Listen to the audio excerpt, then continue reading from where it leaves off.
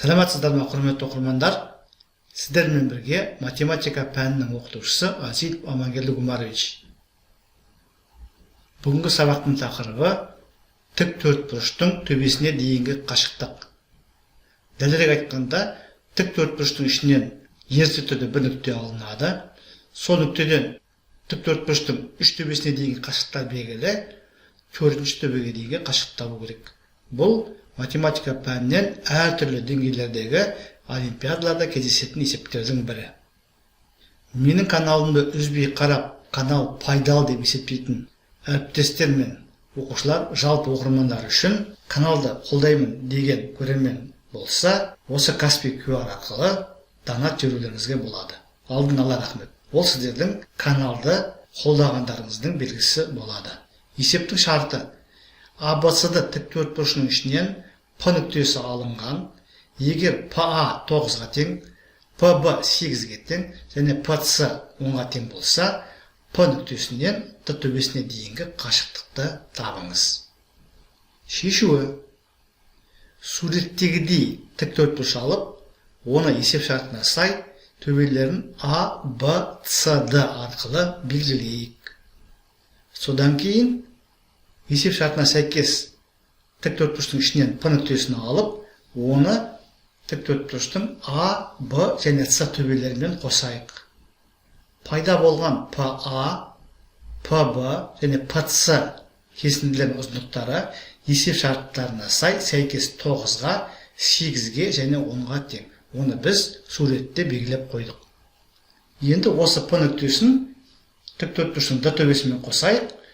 Есептің шартында П нүктесінен Д төбесіне дейінгі қашықтықты табыңдар деген. Осы екі нүктенің арасында қашықтық табу керек, яғни ПД кесіндісінің ұзындығын табуымыз керек. Егер тік төртбұрыштың ішінен нүкте алынып, ол нүктені тік төртбұрыштың барлық төбелерімен қоссақ, онда осы нүктеден тік төртбұрыштың қарама-қарсысына дейін ұзындықтардың квадраттарының қосындылары өзара тең болады деген теорема бар. Біздің белгіміз бойынша ПА-ның квадраты қосу ПЦ-ның квадраты тең болады, ПБ-ның квадраты қосылған ПД-ның квадраты. Бұндағы А мен С қарама-қарсы төбелер, Б мен Д қарама-қарсы төбелер. Бұл формуланы, бұл ережені, теореманы мен дәлелдеуіммен басқа бір бейнероликте көрсеткенмін. Ол бейнероликке сілтеме осы роликтің жоғары жағындағы жүгіртпеге шығады және роликтің астындағы түсініктемеде сол роликке сілтеме тұратын болады. Кімге қажет қарап алуға болады. Біздің жағдайымызда ПА, ПБ, ПЦ берілген, сондықтан берілген теңдіктен, яғни формуладан, теоремадан біз ПД-ны қалғандары арқылы өрнектеп аламыз. Яғни ПД-ның квадраты тең болады, ПА-ның квадраты қосу ПЦ-ның квадраты азайту ПБ-ның квадраты. Енді апарып осы теңдіктің оң жағында ПА, ПЦ және ПБ-ның мәндерін орындарына қойып, әрі қарай есептеулер жүргізетін боламыз. Есеп шарттарына сай ПА 9-ға тең, ПЦ 10-ға тең, ПБ 8-ге тең. Орындарына қойдық. 9-ның квадраты 81-ге тең, 10-ның квадраты 100-ге тең, 8-дің квадраты 64-ге тең. Әр квадраттың орнына оның сандық мәнін жаздық.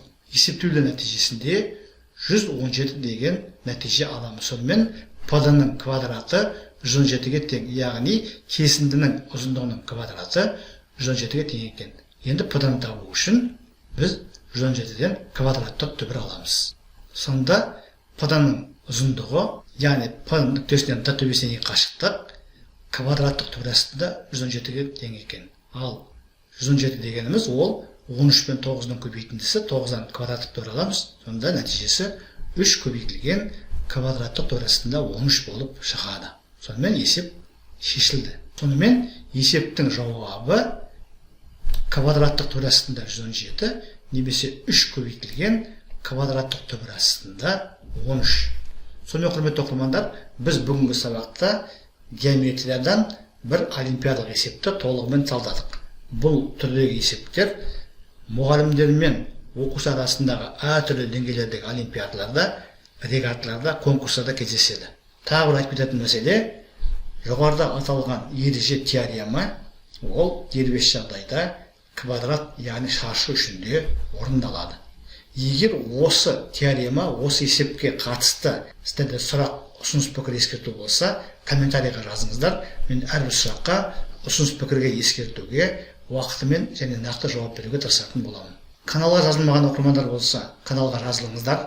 Лүпіл басып, пікір қалдыруды ұмытпаңыздар. Сіздердің әрбір пікірлеріңіз, қойған лүпілдеріңіз, сұрақтарыңыз каналдың әрі қарай дамуына үлкен әсер ететін болады. Сондықтан, кім осы канал пайдалы және түсінікті деп есептейді, каналдың дамуына пікір жазып, лүпіл басып, комментарий қалдыру арқылы қолдау көрсетулеріңізді сұраймын. Бізбен бірге болғандарыңыз үшін көп рахмет. Келесі кездескенше.